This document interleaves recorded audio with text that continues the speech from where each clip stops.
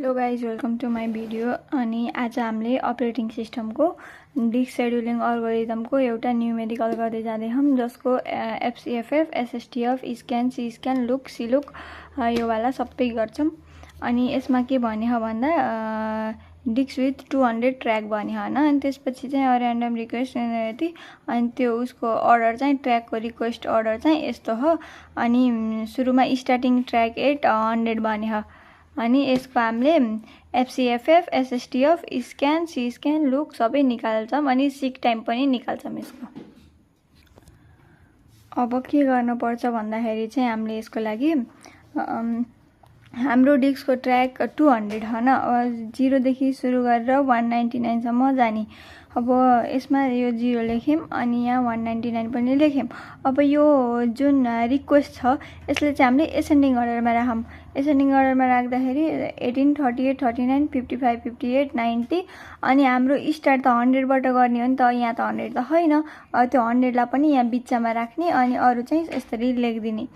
अनि के गर्ने हो एफसीएफएसमा भन्दाखेरि चाहिँ फर्स्ट कम फर्स्ट सर्भ। अब यसमा त यसको त यही हो 55 आहा सुरुमा, त्यसपछि 58, 39। अब यसमा पनि त्यही हुन्छ, स्टार्टिङ 100बाट हुन्छ। अब जुन सुरुमा आह पहिला त्यसको रिक्वेस्ट हुन्छ, एक्सेप्ट हुन्छ।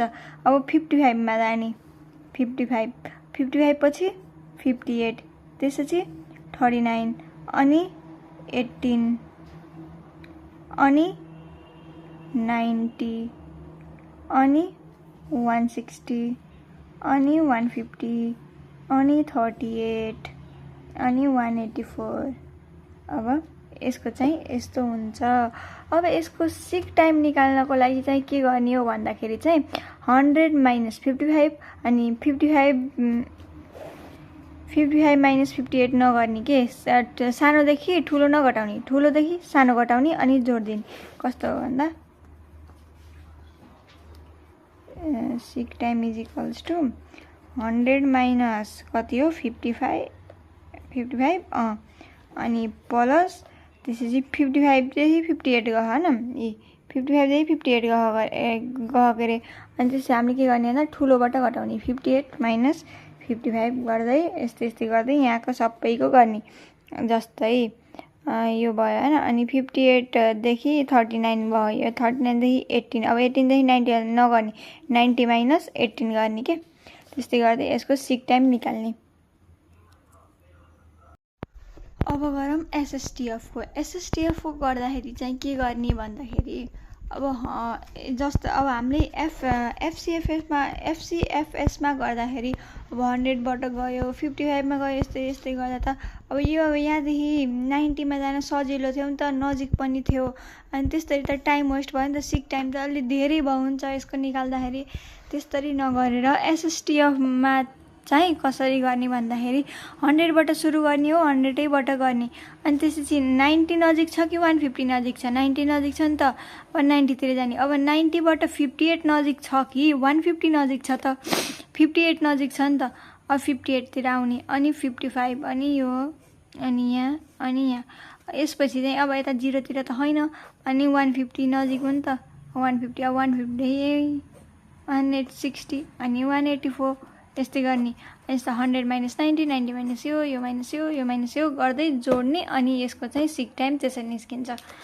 अनि स्क्यानको गर्नलाई चाहिँ के गर्ने भन्दाखेरि सुरुमा 100 देखि सुरु गर्ने। स्क्यान गर्दा के गर्छ भन्दाखेरि यहाँदेखि सर स्क्यान गर्छ कि सुरुमा। अनि सुरुमा स्क्यान गर्दा त 100बाट स्टार्ट हुन्छ त 100मा जान पर्यो होइन। अब 100मा गएपछि यहाँ आयो, रोक्यो। अनि स्क्यान गर्दा त यता जाने हो नि त। अब 100 देखि 150 गयो, 150 देखि 160, 160 देखि 184। अब यहाँ 199मा छैन गएन भन्ने त हामीलाई थाहा नि त, यसलाई थाहा होइन। अब यो गएर स्क्यान गर्छ, अब यहाँसम्म जो पुग्छ। अनि त्यसपछि फेरि फर्केर यता आउँदाखेरि चाहिँ अब 90, 58, 55, 39, 48, 18 यिनीहरूलाई पनि लेख्छ। अनि यो स्क्यानको यही हो। अब यसको सिक टाइम निकाल्न पनि त्यही गर्ने। अब 100 माइनस के अरे 150 minus 100 plus 160 minus 150 plus 184 minus यो अनि यो माइनस यो प्लस गर्दै यसरी निकाल्ने। अब यो सी स्क्यानको गर्नको लागि चाहिँ के गर्नुपर्छ भन्दा अब स्क्यान गर्ने हो यहाँसम्म चाहिँ जान पर्यो होइन। अब हाम्रो खासमा यो सी स्क्यानको गर्दाखेरि यहाँ गयो अनि यस्तरी फेरि यताको यता गर्दै आयो होइन। अब यो 18 त इफ 18 सबैभन्दा सुरुमा आह भने त 18 त यो सुरुमा आएर पनि त लास्टसम्म वेट गर्न पर्यो नि त। त्यसको लागि ओभरकम हो कि के भन्छ अब त्यही गर्नको लागि चाहिँ अब 100 देखि यहाँ जाने 150 मा गइहाल्यो होइन। स्क्यान गरेर त लास्टैसम्म पुग्न पर्यो 160 184 अनि 199 सम्म पुग्यो होइन। अनि त्यसपछि के गर्छ भन्दाखेरि चाहिँ यो सुइँ फेरि सबै एउटा सुरुमा गएर 0 मा जान्छ। 0 बाट गर्दा फेरि स्क्यान गर्न सुरु गर्छ कि 18 मा गयो 38 मा गयो 39 मा 55 58 अनि 90 मा जान्छ। अब यसको पनि सिक टाइम निकाल्ने त्यही हो 150 माइनस 100 160 माइनस 150 जोड्दै जोड्दै गर्ने।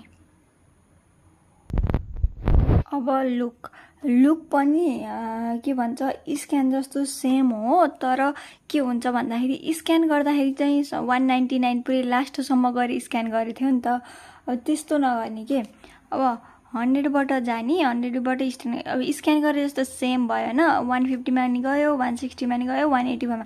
अब यो स्क्यानको लास्टसम्म जान्थ्यो, अब यसको चाहिँ लास्टसम्म नजाने फेरि फर्केर यता आयो 90 अनि 58 55 39 38 18 भयो होइन।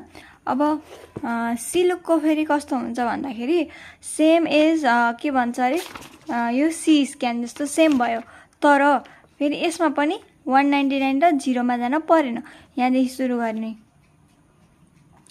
अब यहाँबाट सुरु गर्दा पहिला 150 गयो अनि 160 184। अब सी स्क्यानमा त यहाँ सुरुमै आएको थियो, अब यसमा पनि सुरुमै आउँछ, तर सुरु भनेर 0 मा आउन 18 मा आउँछ के। अब 18 मा आयो, अब 18 बाट फेरि यता गयो 38 39 55 58 90। अब सिक टाइम पनि कसरी निकाल्ने भन्दाखेरि 100 देखेको हुन्छ 150 minus 100 plus 160 minus 150 plus 184 minus 160 plus. अब यहाँ 184 मा आयो, 184 देखि कहाँ गयो 18 मा गयो नि त। अब 184 माइनस 18, अब 18 बाट फेरि 38 मा गयो भनेपछि ठुलोबाट घटाउने 38 minus 18 plus 39 minus 38 plus 55 minus 39 plus 59 minus 39 58 58 minus 55 plus 90 minus 58। यस्तो गर्दै यो फेरि यसको सिक टाइम निकाल्ने सबैको सेमै हो। अब जहाँदेखि जहाँ गयो त्यही अनुसार निकाल्न पर्यो। Thank you for watching this.